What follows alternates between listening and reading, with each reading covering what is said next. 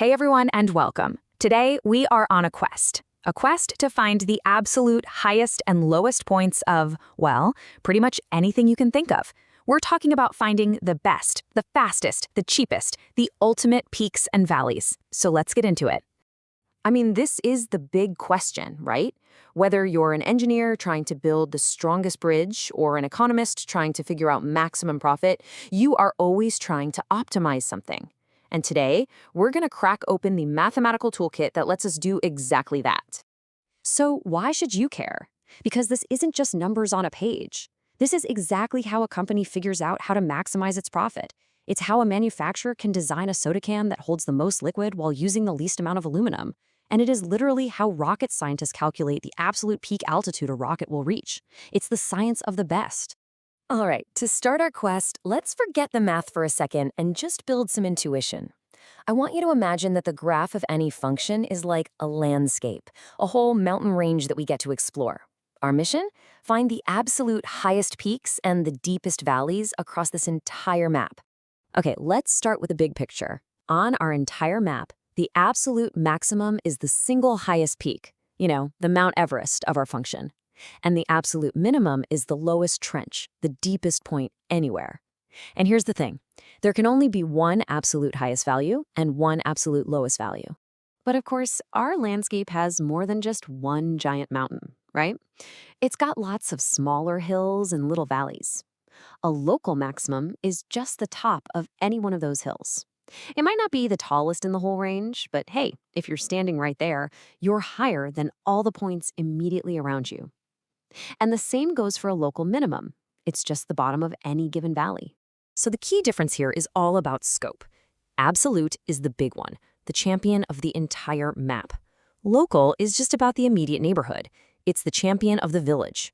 You can have a bunch of local winners, but you can only have one world champion. And that distinction is absolutely crucial. All right, so we know what we're looking for. But how in the world do we find these special spots on our map without checking every single point? That would take forever. No, we need clues. We need to become detectives. And our detective kit? It's called calculus. And our number one tool, our magnifying glass, is the derivative. Just think of the derivative as a special device that tells you the exact slope, or steepness, of the ground at any single point on our landscape. This little measurement is the secret to finding all the interesting stuff. So let's think about this for a sec. Imagine you're walking along this landscape, and you get to the very, very top of a smooth, round hill. Or you're standing at the absolute bottom of a valley. What's the slope of the ground right under your feet in that exact moment? And that thought leads us directly to the most important clue in our whole investigation, the critical point. A critical point is simply a location on our map where something interesting is happening with the slope. These are our primary suspects. They're the only places we even need to bother looking for local highs and lows.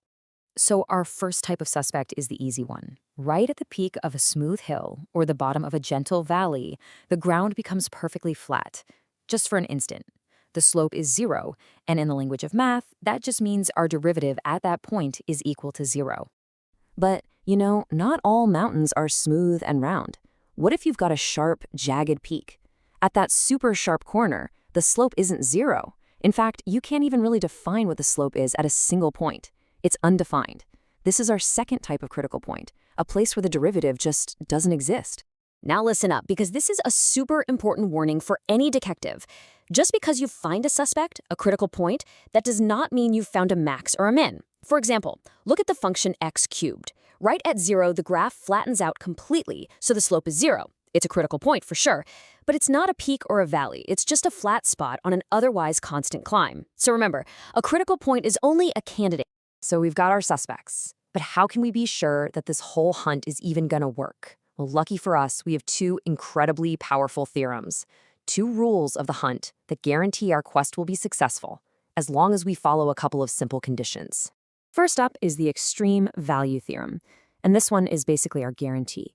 It says that as long as our map is unbroken, it's what we call continuous, and it has clear boundaries, a closed interval from point A to B, then it is an absolute guarantee that a highest point and a lowest point must exist somewhere on that map, period. Okay, and next up, we've got Fermat's theorem. This is the one that tells us exactly where to look. It says that if a local maximum or minimum does exist, it has to be at one of our critical points. This is huge. It means we don't have to search the whole infinite map. We just have to check on our handful of suspects. So, let's put this all together. It's kind of beautiful. If we know a highest and lowest point are guaranteed to exist, and we know that any peak or valley in the middle of our map has to be a critical point, well, then there are only a few places left to look. The absolute best and worst values have to be either one of our critical point suspects, or they're hiding at the very edges of the map, the endpoints of our interval.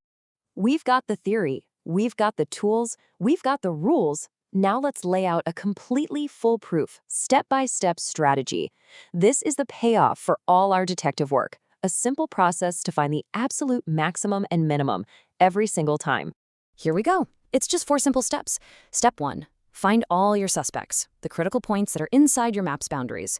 Step 2, find out the actual height of the function at each of those suspect locations. Step 3, don't forget the edges. Check the height at your 2 endpoints, A and B. And finally, step 4, just line up all those height values you found. The biggest number is your absolute max, and the smallest one is your absolute min. That's the whole game. Okay, time to put our strategy to the test. Let's take this function. It's just a simple upside-down parabola. And we're only going to look at it on the interval between x equals 1 and x equals 3. Our mission? Find the absolute highest and lowest points inside this zone. Okay, let's just follow the steps. First, we find the critical points. We take the derivative, which is negative 2x plus 3, and we set it to 0. A little bit of algebra tells us we have one suspect, x equals 1.5.